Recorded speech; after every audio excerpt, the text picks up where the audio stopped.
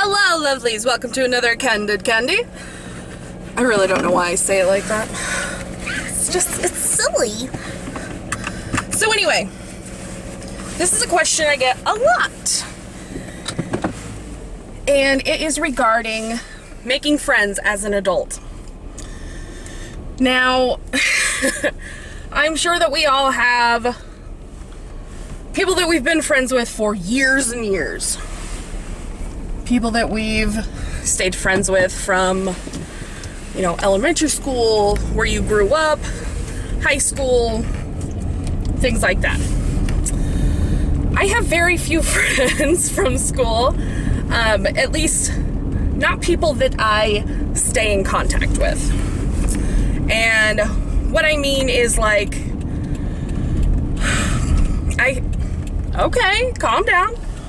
I have some people on my Facebook that I talk to every once in a while that I went to elementary, middle, and high school with that I grew up with.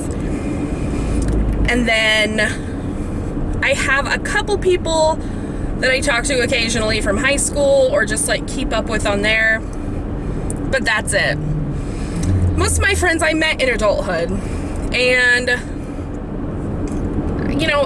people are like, well, how do you meet people? How do you meet friends at this age? And how do you keep those friendships going when everyone is so busy?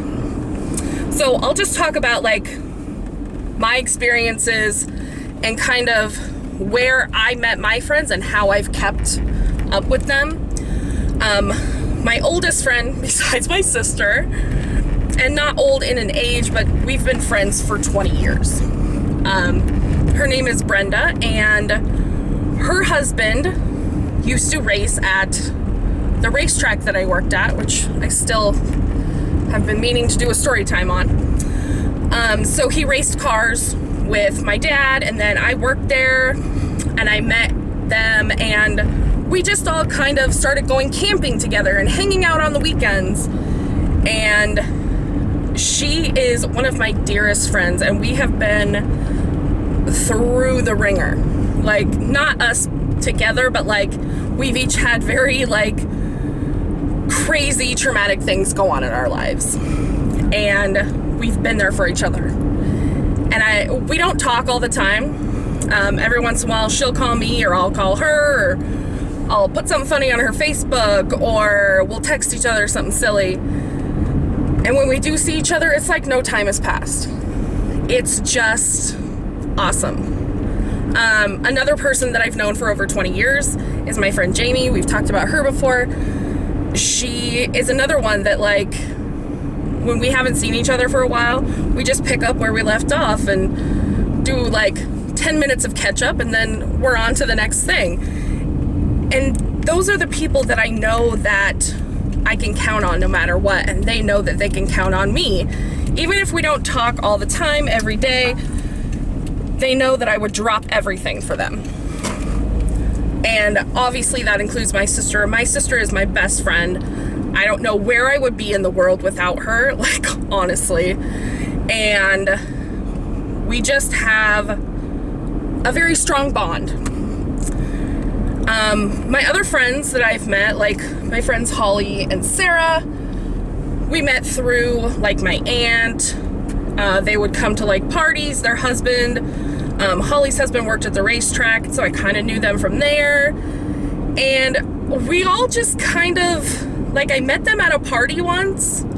I think it was a game night. My aunt was having game night at her house, and we were just drinking and having fun. And I've been attached to those girls ever since. They've been part of my crew since then. They're some of my favorite people. And again, these are people that they all live up north. And so I don't get to see them.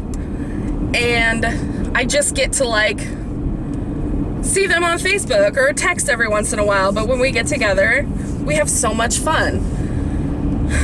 I don't think I have one or two friends that I speak to on the regular, more than 2 or 3 times a week. I have Brittany, who I talk to nearly every day. We don't text every day, but we're so involved in each other's lives that we know what's going on with each other.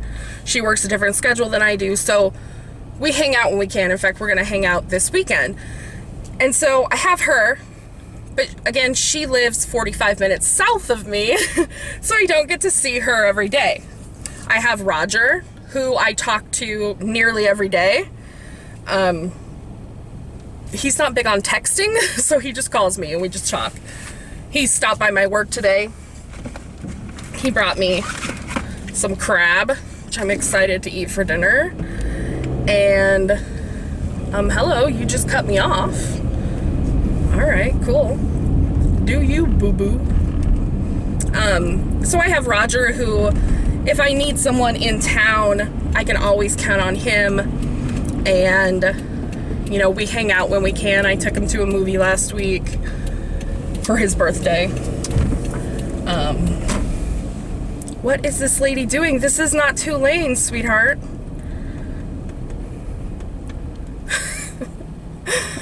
The lady that cut me off is now going the wrong way down the street. Yeah, that's awesome. She doesn't know where she's going.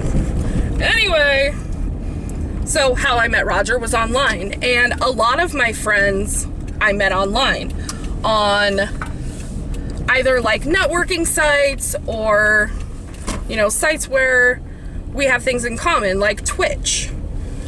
Twitch is a video game site, and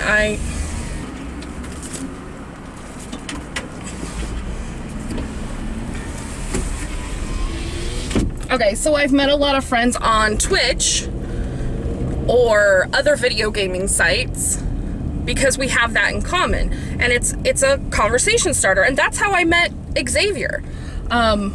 We met on FetLife, but we started the conversation, or I started the conversation with video games because I knew we had that in common. And so something that you have in common with people is a great way to, you know, try to make a friend. Something else that I do all the time that has turned into finding a friend or two is complimenting people. And I've talked about this on my channel before, but what I'll just do is, like, if I see a woman that I think has a pretty dress or nice shoes, I'll stop and tell her, you know, hey, I love those shoes. And then it could start a conversation, or she could just say, oh, thanks, and go on her way. If you want to start a conversation, you could be like, oh, I love those shoes. Where did you get them? And that can start a conversation with someone. I'm pretty infamous about going to a bar or something like that in like a social setting and making friends. I have so many numbers on my cell phone of people that I've met in bars. And we'll text every once in a while. A couple of them have turned into real friendships that I can hang out with. I mean, not all of them pan out, but that's a great way to meet people in a social setting, is to go to a bar and just start a conversation with someone. I do it all the time. My sister finds it so embarrassing. She's like, you're bothering these people. And then they'll be like, no, she's perfectly fine. And I'm like, see, I'm entertaining. And she's like, oh God, please, no. My sister loves me, but she thinks I'm super weird. Like, at least she trusts me with her children. That's all I can ask, right? So that's a way to make friends, is to compliment someone or just try to start a conversation. And I know that a couple of people have told me about it's either an app or a website called Bumble, and that is how you can meet friends. Xavier met one of his best friends on Bumble years ago, and I guess it's a site that you can either look for dating or you can look for just friends. I haven't looked at it, but a lot of people have told me about it. And so there's that. Other than that, as adults, it's nice to meet people through other people. And so what that means is, like, say your friend is having some sort of party at their house, a baby shower or a bridal shower or even just a game night or something, and you really don't want to go because you won't know anyone and it's awkward and you get anxious. Push through it, and you may meet your new best friend. You may meet someone that you connect with on such a level that, like, you don't know how you made it this far without having that person in your life. And that's exactly how I feel about my friend Brittany. I'm like, where have you been all my life? Why haven't you been here? Like, you just get me. Like, her and I just have this bond already, and it's so funny to me that I've connected with her so quickly. But she's just fun.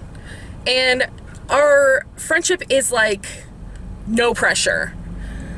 Like, she came over a couple weekends ago and we just sat on the couch and watched Netflix and ate some food and talked.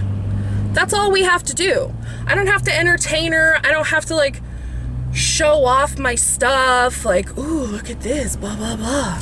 No, we can just chill and hang out because we like each other for who we are, not like what we can do for each other. And if you're going into a friendship trying to get something from the other person, it's never going to work.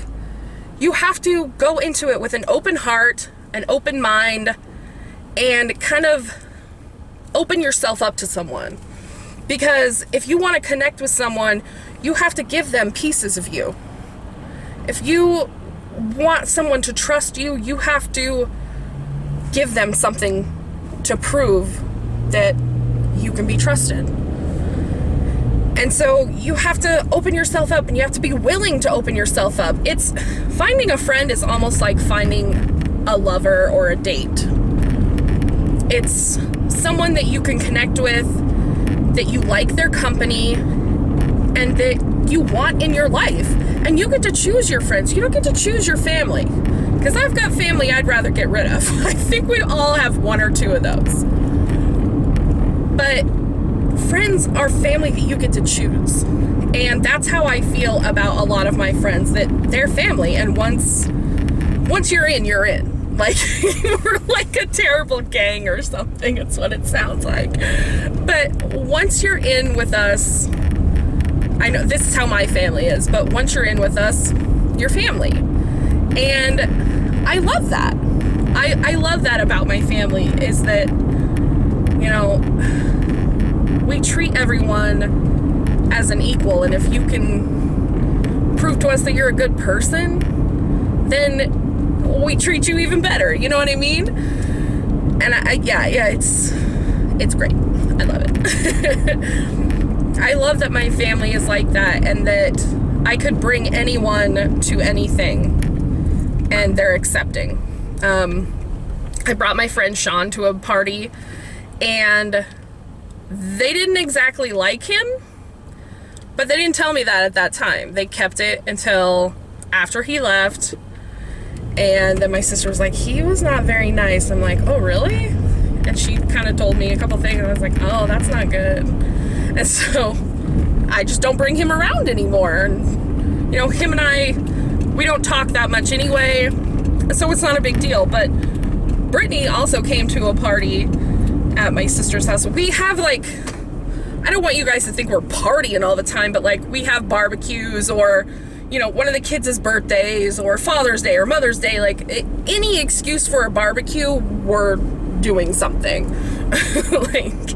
And so Brittany came with me, and immediately my family was attached to her. They just thought she was so fun and so cool. And yeah, she fit right in. And you can't, it's another one of those things where you can't push a square peg through a round hole, or a round peg through a square hole, whichever one it is. And so you can't force a friendship on anyone. It needs to be organic. And I have one friend who I feel like I force my friendship upon, and he says it's fine, but I always feel like I'm the one reaching out, and I'm the one checking on him, and I'm the one, like, making all the first contact. And so it always feels like I'm forcing my friendship on him, and it's really hard. It's really hard for me personally to give up on people. Like, I don't just, like, let people go. If people are special to me, oh shit, someone's calling me. Yeah, so it's just, that's probably a friendship that I should bow out of gracefully. but I'm a Taurus and I'm stubborn and hard-headed, so I haven't done that yet, but I probably need to. And that's another lesson that we can talk about, is knowing when to end a friendship, because some friendships are toxic. You shouldn't allow people in your life, and I know we've talked about this before in you know, something in a vlog or something, but cutting off a toxic friendship is probably the best thing you can do for yourself. And a toxic friendship is someone who uses you, only calls you when they need something, or only calls you when, you know, it's getting close to their birthday, or it's getting close to Christmas and they expect a gift. People like that. People that only talk to you when there's gossip or something like that. And that's not okay. There's also those toxic friendships with people who think they're being funny and are calling you names. And this will totally sound like I'm being hypocritical, but it's when you don't do those things back. Because Xavier and I have a relationship where we do that to each other all the time. We call each other names, we call each other stupid. Like, it's just a fun little banter that we have with each other. But if a friend does that to you and you're not doing that back, and you're not taking it in a friendly way, then you need to either say something or cut off that friendship. And if you say something to them and they don't stop, and you say something a second, if it happens again, cut it off. There's no sense having someone in your life that, if they're talking like that to you, they don't actually like you. And it's not fair.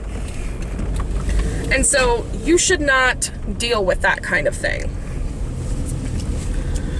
I had a friend who was super toxic. He just could not get past who I used to be in, you know, my teenage years. And I know I've talked about this too, this specific friend.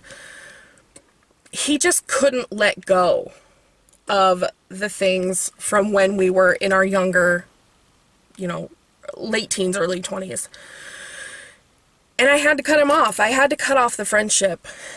And it made me super sad because we'd been friends for so long, but he just didn't respect me as a person, and he didn't respect my growth as an adult. And I just couldn't be part of that anymore. And so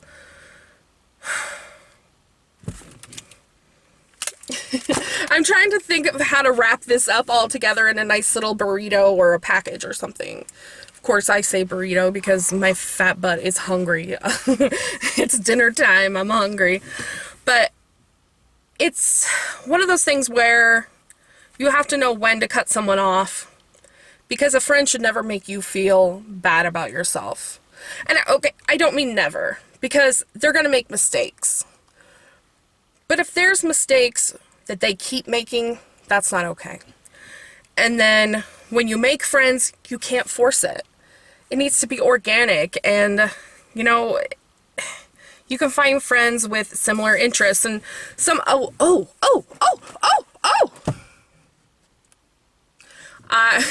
my nephew does this.